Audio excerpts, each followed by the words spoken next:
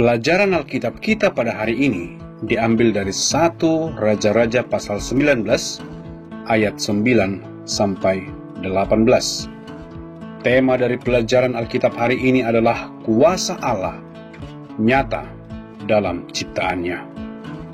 Kisah ini adalah mengenai Nabi Elia.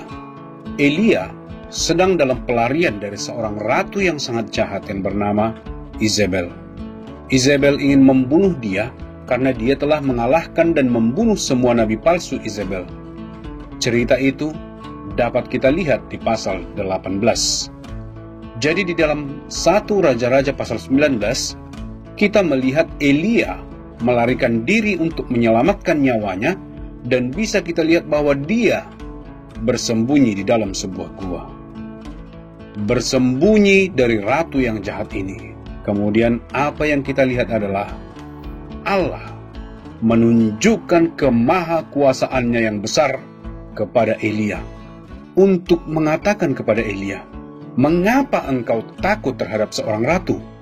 Seberapa besar kekuasaan yang dimilikinya dibandingkan dengan kuasa Allah yang sangat besar." Bagaimana Allah menunjukkan kekuasaannya yang besar kepada Elia? Dia menunjukkannya di ayat 11 dengan mendatangkan angin yang sangat kencang yang membelah gunung-gunung dan memecah bukit-bukit batu. Bahkan batu yang besar dapat diterbangkan oleh angin tersebut. Dan setelah itu di ayat 11 juga berkata, ada gempa yang sangat besar dibuat oleh Tuhan yang terjadi di dekat gua tersebut untuk menunjukkan kepada Elia kekuasaan Tuhan.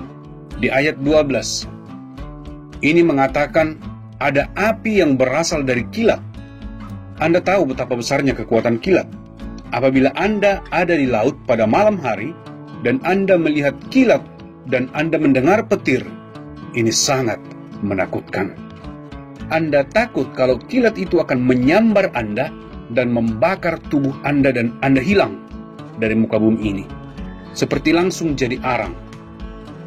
Bagi kita, untuk memahami kemahakuasaan Allah, mari kita ambil contoh gempa bumi. Anda tahu tsunami yang menghantam Aceh pada tahun 2004? Kekuatannya 9 skala Richter.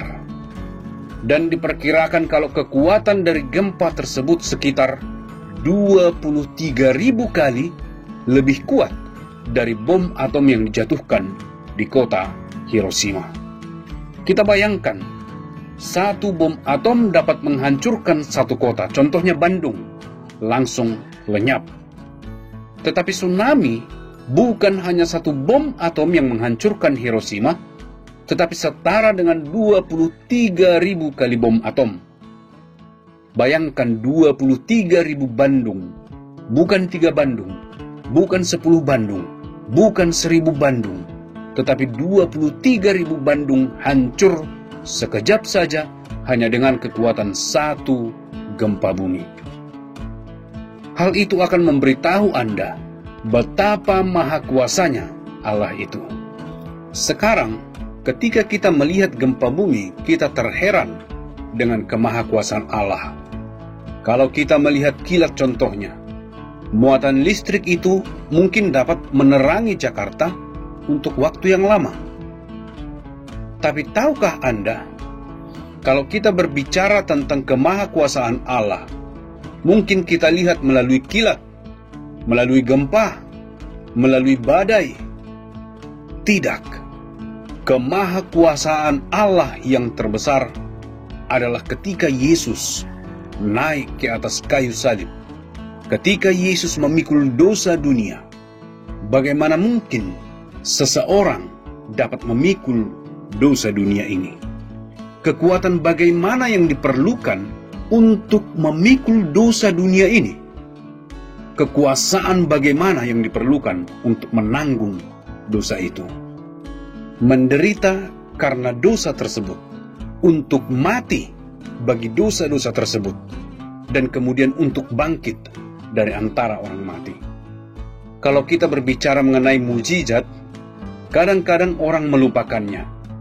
Mengenai mujizat yang terjadi di atas stadium, wow, Anda melihat kuasa Allah yang dapat menyembuhkan yang sakit ini. Wow, kuasa Allah dapat menyembuhkan begitu banyak orang dalam satu stadium. Tetapi tahu tidak, mujizat terbesar, kekuasaan yang terbesar bukan pada gempa. Kekuasaan Allah bukan pada kesembuhan. Kekuasaan Allah bukan untuk melakukan mujizat ataupun hal yang menakjubkan di dalam hidup kita. Mujizat terbesar dari semuanya adalah salib. Mujizat Allah di mana dosa seluruh dunia dipikul oleh satu orang, anak Allah yang menjadi anak manusia dan memikul dosa seluruh dunia dan membayar harga atas semua dosa-dosa kita dan bangkit dari kematian. Itulah bagaimana Allah menunjukkan kemahakuasaan Allah yang sesungguhnya. Sebuah gempa ada kuasa untuk menghancurkan. Kilat ada kuasa untuk menghancurkan. Topan ada kuasa untuk menghancurkan. Tetapi salib ada kuasa untuk memberi kita hidup. Mujizat yang menakjubkan. Kadang-kadang ketika kita berbicara mengenai kekuasaan Allah, kita lupa kekuasaan Allah tidak ada di Aceh, tidak ada di Topan, tetapi ditemukan pada salib yang sederhana, yang kita remehkan sebagai orang Kristen. Terlalu sering kita lupa salib yang sederhana itu, orang sederhana yang naik ke atas salib itu. Anda lupa kuasa apa yang ada di dalam nyawa orang itu untuk mengalahkan, untuk membayar hukuman atas dosa-dosa kita. Jadi kalau kita berbicara mengenai kuasa Allah di dalam ciptaan, ini hanya untuk mengingatkan kita akan kuasa yang terbesar di atas kayu salib. Kiranya Tuhan menolong kita untuk selalu mengagumi kuasa salib itu, menyelamatkan kita dari dosa-dosa kita, dan memberikan kepada kita hidup yang kekal. Biarlah kiranya kita selalu bermegah dalam kuasa salib itu. Kiranya Tuhan memakai Anda dan kita semua untuk membicarakan kuasa salib itu. Kita telah terlalu banyak berbicara mengenai kuasa yang lain, kuasa raja, kuasa seorang yang kaya raya. Kita berbicara dengan kekuatan sebuah mesin. Kita lupa akan kuasa salib yang terbesar itu. Kiranya Tuhan memberkati kita untuk berbicara mengenai hal yang benar, fokus dalam hal yang benar, dan bangga akan hal yang benar. Tuhan memberkati Anda.